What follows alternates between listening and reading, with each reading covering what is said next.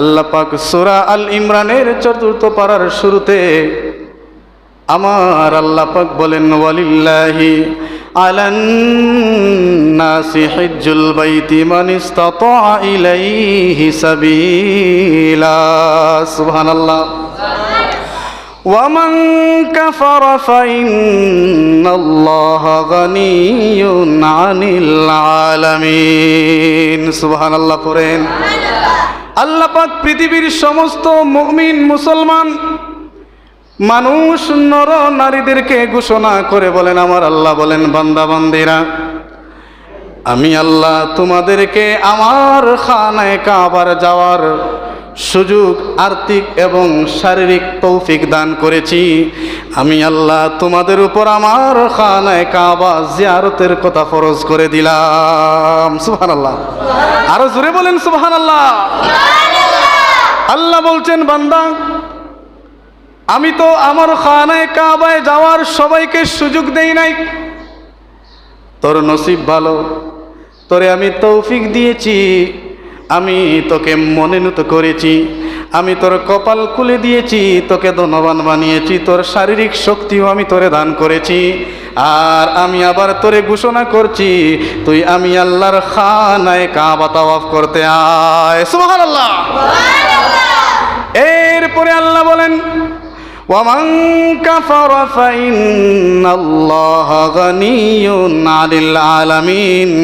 আমার আল্লাহ বলেন, যদি তুই হজ না করিস, খানায়ে কাবায় না আসিস, আমি আল্লাহ ঘোষণা করে দিলাম, আমি আল্লাহ কোনো মানুষের মুখাপেক্ষী নয়। সুবহানাল্লাহ। আল্লাহ পরের আয়াতে বলেন, তুমি হজ করবা, তুমি বাইতুল্লাহ যাইবা, শুধু তোমার লাভ আর লাভ, আর এই লাভটা পৃথিবীর জমিনে নয়, পৃথিবীর জমিন থেকে শুরু করে তুমি মৃত্যুবরণ করার পর এই হজের সওয়াব তুমি পাইতে থাকবা। সুবহানাল্লাহ। আল্লাহ বলছেন, আমি কারো মুখাপেক্ষী নয়, তোমরা হজ করবা, কারণ আমি তোমাদেরকে ধনবান বানিয়েছি, আমি তোমাদেরকে আর্থিক শারীরিক শক্তি দিয়েছি। যদি তোমরা আমার হজকে অস্বীকার করো, আমি আল্লাহ তোমাদেরকে পৃথিবীতেও পাকড়াও করব, মৃত্যুবরণ করার পর কঠিন শাস্তি আমি দেব। আল্লাহু আকবার। এই জন্যে যুবক ভাইয়ের আল্লাহ পাক পরের আয়াতের মধ্যে সূরা বাকারায় বলেন, আল হাজ্জু আশহুরুম মা'লুমাত ফামান ফারাদা ফীহিন্নাল হাজ্জ ফালা রাফাসা ওয়ালা ফুসুকা ওয়ালা জিদালা ফিল হজ। সুবহানাল্লাহ। আবার আল্লাহ বলছেন, আমি আল্লাহ তোমাদেরকে আমার খানায়ে কাবা হজ করার জন্য বিশেষ কিছু মাস দিয়েছি, মুহূর্ত দিয়েছি, সময় দিয়েছি। তোমরা ওই সময়ে আমি আল্লাহর খানায়ে কাবা তাওয়াফ করবা, আমি আল্লাহর খানায়ে কাবা জিয়ারত করবা, তাওয়াফে বাইতুল্লাহ। তোমরা যদি করো, তোমরা খানায়ে কাবা জিয়ারতে যাওয়ার পরে স্ত্রী সহবাস ছেড়ে দিবা, মন্দ কাজ ছেড়ে দিবা, তোমরা যত রকমের নিষেধাজ্ঞা আছে ছেড়ে দিবা, আমি আল্লাহ তোমাদেরকে এর বিনিময় দান করব। সুবহানাল্লাহ। আল্লাহ পরের আয়াতে বলছেন, ওয়ামান কাফারা ফাইন্নাল্লাহা বিহি আলিম ওয়া মা তাফআলু মিন খাইরিন ফাইন্নাল্লাহা বিহি আলিম। আমি আল্লাহ তোমাদের সব বিষয়ে সকল কাজের উত্তম প্রতিদানকারী। সুবহানাল্লাহ। এই জন্য যুবক ভাইরা, আসুন আমার নবী হাদিসে পাকের মধ্যে কি বলছেন, এই হজের মর্যাদা, এই হজের বিশেষ বিশেষ গুণাগুণ আমার নবী হাদিসে পাকের মধ্যে তুলে ধরেছেন। عن أبي هريرة رضي الله تعالى عنه قال قال النبي صلى الله عليه وسلم من حج لله ولم يرفع ولدت জবান খুলে বলেন সুবহানাল্লাহ। দয়ার নবী, মায়ের নবী, রহমতের নবী হাদিসে পাকের মধ্যে আন আবি হুরায়রা রাদিয়াল্লাহু তাআলা হাদিস খানা বর্ণনা করেন। ইমাম বুখারী হাদিস খানা নোট করেন, ইমাম মুসলিম হাদিস খানা নোট করেন, সিহা সিত্তার অসংখ্য মুহাদ্দিসিন একরাম হাদিস খানা নোট করে বলেন, আমার নবী বলেছেন, আমার উম্মত আল্লাহর ঘর খানায়ে কাবা তাওয়াফ করবে, অশ্লীল কাজ থেকে বিরত থাকবে, অশ্লীল নাপাক কাজ থেকে বিরত থাকবে, মন্দ কাজ থেকে বিরত রাখবে, হজের ফরজ রুকু যখন সব ঠিকঠাক মতো আদায় করবে, আমি নবী মসজিদের মিম্বরের মধ্যে বসে বলে গেলাম, আমার আল্লাহ তাকে এমনভাবে ক্ষমা করে দেবেন যে তার মায়ের পেট থেকে প্রসব হয়েছে। সুবহানাল্লাহ, কি সুন্দর সুযোগ! আমার মুরব্বী বাবারা, আমার পর্দানিসীন মা বোনেরা, আল্লাহ পাক আমাদেরকে কত সুযোগ দিয়েছেন। কাদেরকে সুযোগ দিয়েছেন? যাদেরকে আল্লাহ পাক পৃথিবীর জমিনে ধনবান বানিয়েছেন, আল্লাহ যাদের শরীরে শক্তি দিয়েছেন, কি সুন্দর সুযোগ সুবিধা দিয়েছেন। আমার মুরব্বী বাবারা, আমার পর্দানিসীন মা বোনেরা, যাদের হজ করার তৌফিক আছে, সামর্থ্য আছে, যদি আপনি সময় মতো হজ না করেন তাহলে আপনি ইসলামের 5টি ভিত্তির একটি অস্বীকার করলেন, আর একটি অস্বীকার করার কারণে আমার নবী বলেন তুমি জাহান্নামী হয়ে যাইবা। আল্লাহু আকবার। অপর হাদিসের মধ্যে আবু হুরায়রা বলেন, মান হাজ্জা লিল্লাহ ফালাম ইয়ারফাস ওয়ালাম ইয়াফসুক। হযরতে আবু হুরায়রা বলেন, যে ব্যক্তি আল্লাহর ঘর খানায়ে কাবা তাওয়াফ করবে, জিয়ারত করবে, অশ্লীল কাজ থেকে নিজেকে বিরত রাখবে, আমার নবী বলেন আমার আল্লাহ তার পূর্বের সমস্ত গুনাহ ক্ষমা করে তাকে পবিত্র বানিয়ে দেবেন। সুবহানাল্লাহ। আমার যুবক ভাইয়েরা, এই হাদিসের ব্যাখ্যা আবার সূরা বাকারা আয়াতের ব্যাখ্যায় বোঝা যায় আমার আল্লাহ পাক হাজীদেরকে পৃথিবীর জমিনে শ্রেষ্ঠত্ব মর্যাদা দিতে চান। সুবহানাল্লাহ। আমার যুবক ভাইয়েরা, এই পৃথিবীর মধ্যে যখন আল্লাহর ঘর খানায়ে কাবা প্রথম নির্মিত হয়, আল্লাহর ঘর খানায়ে কাবা হযরতে আদম সফিউল্লাহ থেকে শুরু হয়েছে, এই পর্যন্ত খানায়ে কাবা প্রায় 12 বার সংস্করণ করা হয়েছে। এর মধ্যে হযরতে ইব্রাহিম আলাইহিস সালাম এবং হযরতে ইসমাঈল আলাইহিস সালাম আল্লাহর ঘর খানায়ে কাবাকে বেশি গুরুত্বর সহিত বানিয়েছেন, সংস্কার করিয়েছেন। আমার নবী বলেন ইব্রাহিম আলাইহিস সালাম যখন খানায়ে কাবা নির্মাণ করেন, আল্লাহ পাক বেহেশতে থেকে একটা পাথর ইব্রাহিম আলাইহিস সালামকে দেন। সুবহানাল্লাহ।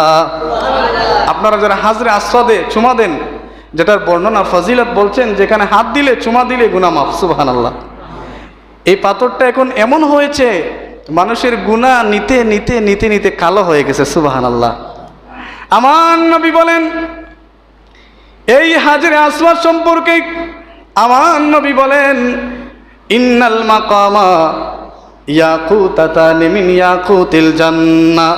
আমার উম্মত শোনো শোনো শোনো, আল্লাহর ঘর খানায়ে কাবায় 2টা জিনিস রয়েছে, ইন্নাল মাকাম ইয়াকুতাতান, এই 2টা জিনিস বেহেশতি পাথর। সুবহানাল্লাহ। এই 2 পাথরের মধ্যে হাত দিলে চুমা দিলে গুনাহ মাফ, গুনাহ মাফ, গুনাহ মাফ। আবার মাকাম ইব্রাহিমের সামনে নামাজ পড়লে গুনাহ মাফ, গুনাহ মাফ। সুবহানাল্লাহ। এই সুযোগ আল্লাহর ঘর খানায়ে কাবায় যাওয়ার সুযোগ আল্লাহ সবাইকে দেন নাই। আল্লাহ যাদেরকে এই সুযোগ দিয়েছেন, আমি বলবো আপনাদের কপাল তো খুলে গেছে। পৃথিবীর জমিন থেকে বেহেশতি হওয়ার একটা সিস্টেম মন্তব্য আপনারা পেয়ে গেছেন। আপনারা যদি সময় মতো আল্লাহর ঘর খানায়ে কাবায় যেতে পারেন, আপনি হাজরে আসওয়াদে চুমা দিতে পারবেন, আপনি মাকাম ইব্রাহিমের মধ্যে নামাজ পড়তে পারবেন, আপনি 7 বার সহি সালামতে সাই করতে পারবেন, আপনি মিনা, মুজদালিফা, আরাফা, সাফা, মারওয়া আপনি চতুর্দিকে দৌড়াদৌড়ি করতে পারবেন, কারণ আপনার শক্তি থাকবে। ঠিক কিনা বলেন?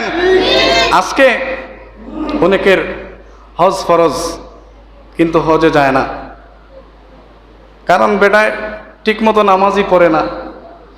হজে যাবে তো পরের কথা। আবার অনেকে আছে মক্কা শরীফ, মদিনা শরীফ থাকে, প্রত্যেক মাসে একবার উমরা করে আসে। সুবহানাল্লাহ। আরো জোরে বলেন সুবহানাল্লাহ। আল্লাহ পাক কোরআনে পাকের মধ্যে বলেন এই হজ উমরা সম্পর্কে আল্লাহ পাক বলেন আমি আল্লাহ তোমাদেরকে ঘোষণা করে দিলাম তোমাদের উপর জীবনে একবার হজ ফরজ, আর বাকি যতবার হজ করবা তোমাদের আমল নামায় উমরার সওয়াব লেখা হবে। সুবহানাল্লাহ। তাহলে দেখেন কত সুযোগ সুবিধা।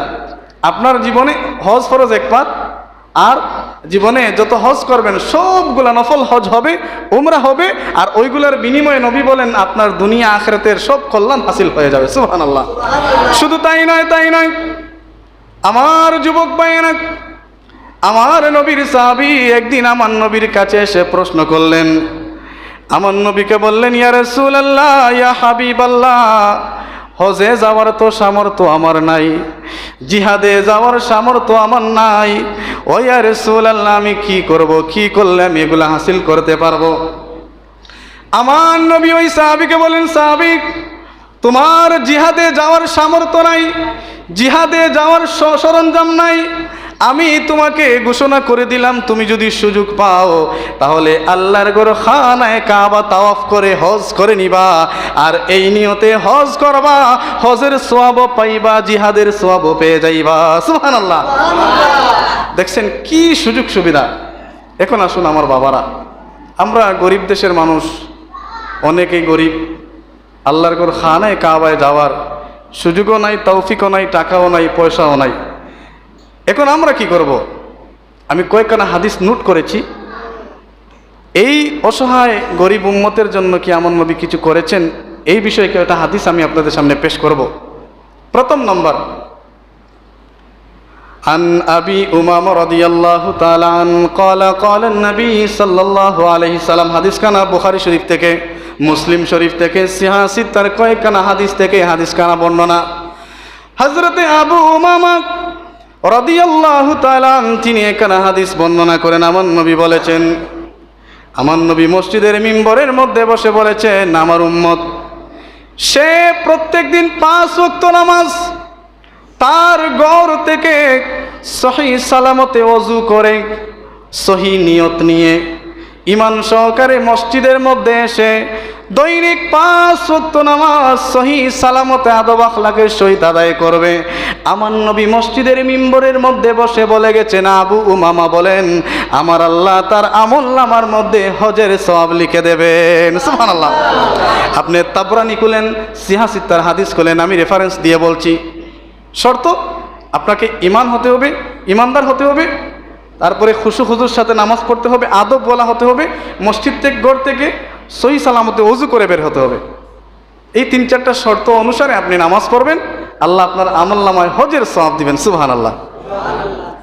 এরপরে আবু উমামা আরেকখানা হাদিস তিনি বর্ণনা করেন। আমার নবী বলেছেন যে প্রত্যেক জুমার দিন যে ব্যক্তি তার ঘর থেকে খুশু খুজুর সাথে ওযু করে, খুশবু সুন্দর লেবাস পরে মসজিদের দিকে রওনা হয়ে গেল, মসজিদের দিকে রওনা হয়ে মসজিদের হক আদায় করে যে নামাজ পড়ে বাড়িতে চলে গেল, আমার নবী বলেন, আমার আল্লাহ তার আমলনামার মধ্যে হজের সওয়াব লিখে দেবেন। সুবহানাল্লাহ।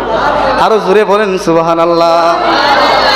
এরপরে 3 নম্বর, আমার নবী বলেন, তোমার দিনী ভাই, তোমার দিনী বোন কোনো অসুবিধার মধ্যে পড়ে গেছে। আবু হুরায়রা হাদিস খানা বর্ণনা করেন, অভাবের মধ্যে পড়ে গেছে, অসুবিধার মধ্যে পড়ে গেছে, বিপদের মধ্যে পড়ে গেছে, রোগের মধ্যে পড়ে গেছে, বন্যার মধ্যে পড়ে গেছে, বিভিন্ন অসুবিধার মধ্যে পড়ে গেছে, পরে সে অসহায় হয়ে গেছে। আল্লাহ তোমাকে ধনবান বানিয়েছেন, আল্লাহ তোমাকে দান খয়রাত করার মতো সুযোগ সুবিধা দিয়েছেন।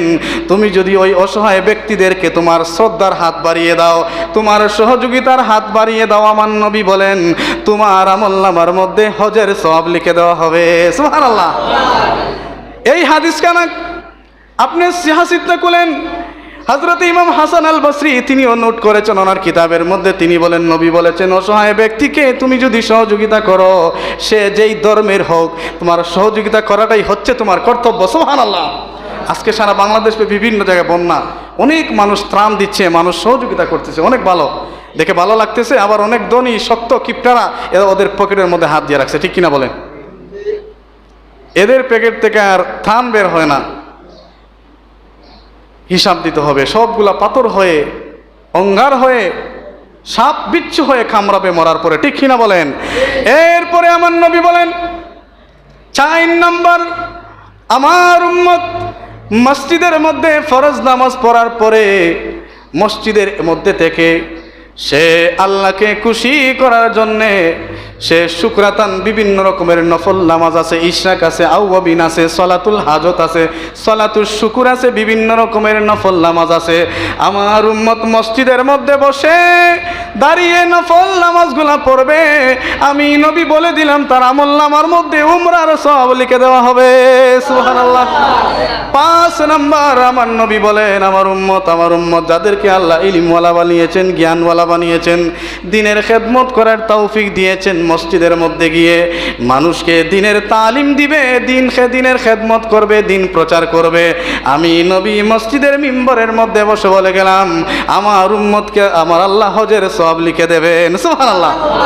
এই যেটা দ্বীনের খেদমত না, আপনাদের সামনে দ্বীনের আলোচনা করছি, শিক্ষণীয় কথাগুলো বলছি, এগুলা কি দ্বীনের খেদমত না? আপনি শিখবেন, আপনি শেখার পরে বাহিরে গিয়ে বলবেন যে হুজুরের কাছে এই কথাটা শুনেছি, এই কথাটা অমুক সাহাবী বলেছেন, তোমরাও আজকে থেকে আমল করবা, নামাজ পড়বা, তাহলে আমিও সওয়াব পাবো, আপনারাও সওয়াব পাবেন, ঠিক কিনা বলেন? তারপরে বিভিন্ন জায়গায় মানুষে ভিডিও দেখে তারাও নেক আমল করবে, এই নেক আমলের মাধ্যমে আমরা সবাই উপকৃত হব। আর এই উপকারের প্রতিদান ওই দিন পাবেন যেই দিন আপনার পাশে কাউকে পাবেন না, সেই দিনটা হচ্ছে অন্ধকার কবর, ঠিক কিনা বলেন?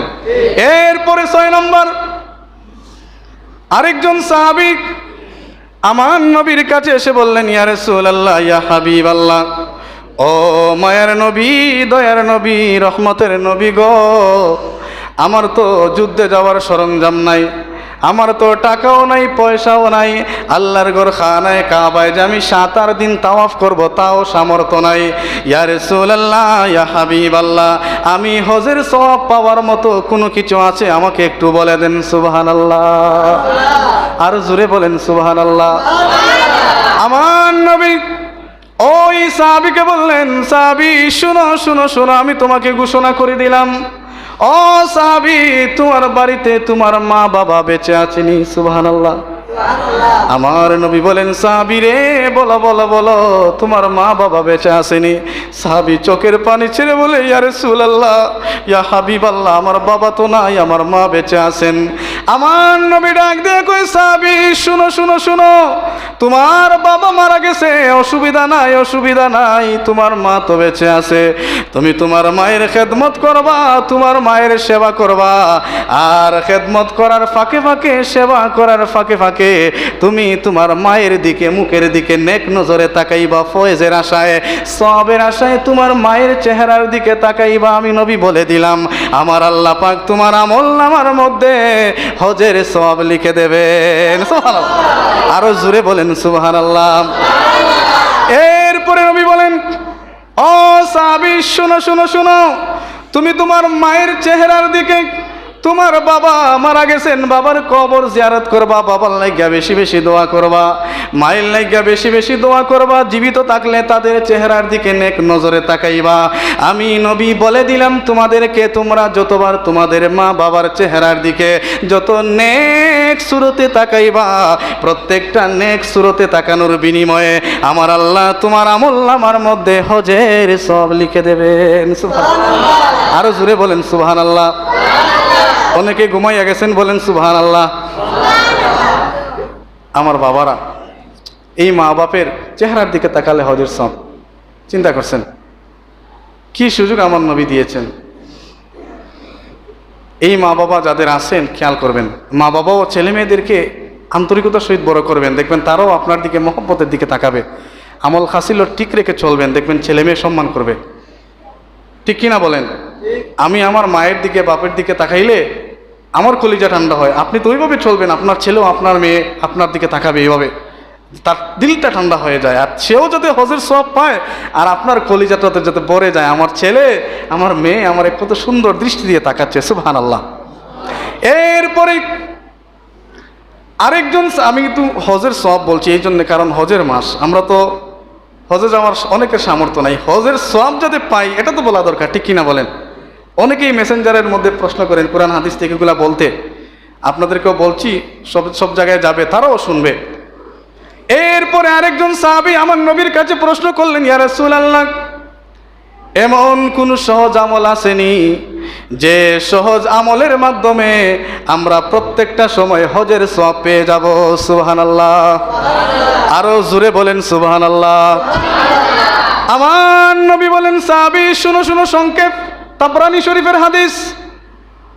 আমার নবী বলেন, সাহাবী প্রত্যেক দিন 5 ওয়াক্ত নামাজ পড়বা, 5 ওয়াক্ত নামাজ পড়ার পরে যায় নামাজের মুসাল্লায় বসে, আমার মা বোনেরা শুনেন, সবার জন্য আমল, যায় নামাজের মুসাল্লায় বসে বসে ফরজ নামাজ পড়ার পরে 34 বার আল্লাহু আকবার, 33 বার সুবহানাল্লাহ, 33 বার আলহামদুলিল্লাহ, সর্বমোট 100 বার ঈমান সহকারে নামাজ পড়ে যায় নামাজের মুসাল্লায় বসে বসে যদি প্রত্যেক দিন পড়তে পারো, আমি নবী তোমাদেরকে ঘোষণা করে দিলাম, ইমাম তাবরানী বর্ণনা করেন, তার আমলনামার মধ্যে একটা হজের সওয়াব লিখে দেওয়া হবে।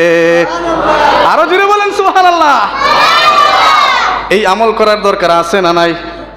এই আমল সব সময় আমরা করি, সব সময় আপনিও করবেন। আবার এই আমলটাকে অনেকে ফলে ফরজ নামাজ শেষ করার পরে তুমি যদি ঈমান সহকারে খুজুর সাথে সহি নিয়তে আদবের সহিত তুমি যদি ওই নামাজগুলা পড়তে পারো, আমার আল্লাহ তোমার আমলনামার মধ্যে হজের সওয়াব লিখে দেবেন। সুবহানাল্লাহ। আরেকজন সাহাবী বর্ণনা করেন, হযরতে আনাস ইবনে মালিক রাদিয়াল্লাহু তাআলা, তিনিও বর্ণনা করছেন, তিনি বলেন, নবীর কাছে প্রশ্ন করলাম, ইয়া রাসূলুল্লাহ, ইয়া হাবিবাল্লাহ, এমন ছোট্ট কোনো নেক আমল আছে কি যেটা করলে আমরা হজের সওয়াব পেয়ে যাব? আমার নবী ডাক দিয়ে কয়, সাহাবায়ে কেরাম রে, শুনো শুনো শুনো, তোমরা যে ঈদুল ফিতরের নামাজ পড়বা, ওই ঈদুল ফিতরের নামাজ আদায় করলে তোমার আমলনামায় উমরার সওয়াব লিখে দেওয়া হবে। সুবহানাল্লাহ। দেখেন কত হাদিস নোট করে আনছি, দেখছেন অসংখ্য হাদিস বললাম না? এরপরে সাহাবী বলেন, কিলা মান ইয়া রাসূলুল্লাহ ফাকাল, ও মায়ের নবী আরেকটু অ্যাডভান্স আরেকটু বলে দেন। সাহাবায়ে কেরাম ছিলেন তো এইরকম যে শুধু আমল করার চিন্তা, আর আমরা শুধু মসজিদে দেরিতে আসবো আর তাড়াহুড়ো করে দৌড় দিব, আর যদি কোনো কিছু করা যায়। তিনি বলছেন, ইয়া রাসূলুল্লাহ, আর কোনো সুযোগ আছে? আমার নবী ডাক দেয়া কয়, সাহাবী শুনো শুনো শুনো, তুমি যখন কুরবানির ঈদের নামাজে শরীক হইবা, ঈদুল আজহার নামাজ পড়ে নিবা, ঈদুল আজহার নামাজ পড়ার বিনিময়ে আমার আল্লাহ তোমার আমলনামায় হজের সওয়াব লিখে দেবেন। সুবহানাল্লাহ। ঈদুল ফিতর পড়লে উমরা, আর ঈদুল আজহা বললে হজ, হজে হজ। সুবহানাল্লাহ। এই জন্য আল্লাহ পাক কোরআনে পাকের মধ্যে বলেন, আল হাজ্জু আশহুরুম মা'লুমাত। সুবহানাল্লাহ। আমার বাবারা অনেক কথা বললাম, এই কথাগুলা আপনারা আমলে পরিণত করবেন। আমি এত কথা এত কষ্ট করে প্রত্যেক জুমায় কোরআন হাদিস থেকে রেফারেন্স দিয়ে এই জন্যে পড়ি, বাহিরের মানুষ যেমন উপকৃত হোক আপনারাও উপকৃত হবেন। কারণ এ প্রত্যেকটা কথা আমার নবী নবুয়তের নুরানি জবানে বলেছেন একটাই কারণ, যে আমার উম্মতগুলা যাতে বেহেশতে যেতে পারে। সুবহানাল্লাহ। যদি আপনি মিস আন্ডারস্ট্যান্ডিং করেন, ইনশাআল্লাহ আপনারা এগুলো খেয়াল করবেন। আর যাদের হজের সামর্থ্য আছে হজ করে নেবেন। হজ এটা অস্বীকার কোনোভাবে করা যাবে না। আপনি দেরি করলে আপনার উপর শুধু বিপদ আর বিপদ আসতে থাকবে। আপনি আল্লাহর ফরজিয়াতে যদি লেট করেন, আল্লাহ বলেন, ওমান কাফারা ফাইন্নাল্লাহা গানিয়্যুন আনিল আলামিন, যারা আমার ফরজিয়াতের উপর দেরি করে, অলসতা করে, অস্বীকার করে, অবমাননা করে, তাদের উপর আমি মুখাপেক্ষী নয়, কিন্তু তাদের উপর অচিরেই শুধু গজব আর আযাব শুরু হয়ে যাবে। চিন্তা করছেন? এই জন্য সময় থাকতে হজ করবেন যাদের সামর্থ্য আছে। আর বর্তমান পরিস্থিতি, বর্তমান প্রেক্ষাপটে আপনারা একে অন্যকে সহযোগিতা করবেন। কারণ মানুষ বন্যায় প্লাবিত, বিভিন্ন জায়গায় মানুষ বিভিন্ন রকমের অসুবিধা। আমরা খবর, পত্রিকা, নিউজ, ভিডিও ক্লিপ দেখে মনটাকে ধৈর্য ধরতে পারতেছি না। বাপের সামনে বাচ্চা মারা যাচ্ছে, মায়ের সামনে মেয়ে মারা যাচ্ছে, খাবার নাই, বাসস্থান নাই, আর তো পানিবাহিত রোগে মানুষের অবস্থা খারাপ। আল্লাহ পাক আমাদেরকে এহেন পরিস্থিতি থেকে সবাইকে হেফাজত করুক, পড়ুন আমিন। আমাদের কোনো গুনাহের কারণে আল্লাহ পাক যেন আমাদেরকে কোনো কঠিন মুসিবতে না ফালান, পড়েন আমিন। আরেকটা কথা বাবা শেষ করে দিচ্ছি, আপনারা যারা হজ পালন করেছেন, আল্লাহর ঘর খানায় কাবায় গেছেন, আপনাদের তো খুশ নসিব। আপনারা যারা দেখছেন, আপনারা তো, আমি মনে করি যদি ঠিকমতো চলতে পারেন, আপনাদেরকে আল্লাহ পাক পৃথিবীর জমিন থেকে হয়তো নেককারের লিস্টে তুলে নিতে পারেন। ঠিক কিনা বলেন? যদি, কারণ হাজরে আসওয়াদ ছোঁয়া এটা সাধারণ কথা নয়। নবী বলেন সইলেই গুনাহ মাফ, মাকামে মাহমুদে গেলেই গুনাহ মাফ, আরাফার ময়দানে হাত তুললে কিছু না বললে গুনাহ মাফ। মানে এমন এক অফার দিয়েছেন এই হজকে নিয়ে। কিন্তু আমাদের দেশে মানুষ হজ করে আসছে হাজিনা হইয়া ফাজি হইয়া যায়। ঠিক কিনা বলেন? টাল্টি পাল্টি ছাড়তে পারে নাই, তার মানে তার হজ হয় নাই। ঠিক কিনা বলেন? আগেকার সময়ের যারা হজ করছে, আমি আমার নানাদের গল্প শুনছি যে এরা হজ করে আসার পরে আর মানুষের সাথে কথাবার্তা জড়িতই হয় না, ঘর থেকে বের হয় না। কারণ তার উদ্দেশ্য, তার মন ছিল যে আমি তো 2টা কাফন পরিয়ে লাইছি, সাদা কাফন তো আমি হজ থেকে পরিয়ে আসছি, এখন আমি দুনিয়াবি আর আমার টাল্টি পাল্টি করে লাভ নাই। ঠিক কিনা বলেন? ঠিক তদ্রূপ আপনি প্রত্যেক দিন 5 ওয়াক্ত নামাজ ওই নিয়তে পড়বেন যে আল্লাহ আমাকে হজের সওয়াব দিবেন, আর আমি কাপড় তো পরেই নিয়েছি, মসজিদে তো আমি গোসল করে পবিত্র হয়ে চলে এসেছি, আমি এভাবেই নামাজ পড়ো, যদি আমি মারা যাই যাতে আল্লাহ আমাকে ক্ষমা করে দেন। ঠিক কিনা বলেন? এই মন মানসিকতা নিয়ে চলুন, আপনিও দেখবেন পরিবর্তন হয়ে গেছেন, আপনার পরিবার পরিবর্তন হয়ে গেছে, বাচ্চা কাচ্চার জীবন দেখবেন উন্নত হয়ে গেছে। আল্লাহ পাক সবাইকে, আমাদেরকে সবাইকে সহি বুঝ দান করুক, পড়ি আমিন। অনেকে অনেক বিষয়ে দোয়া চেয়েছেন, আল্লাহ পাক সবার দোয়া, সবার খতম তাসবিহ তাহলিল কবুল করুক, পড়ি আমিন। সাল্লাল্লাহু আলা সাইয়্যিদিনা ওয়া মাওলানা মুহাম্মদ।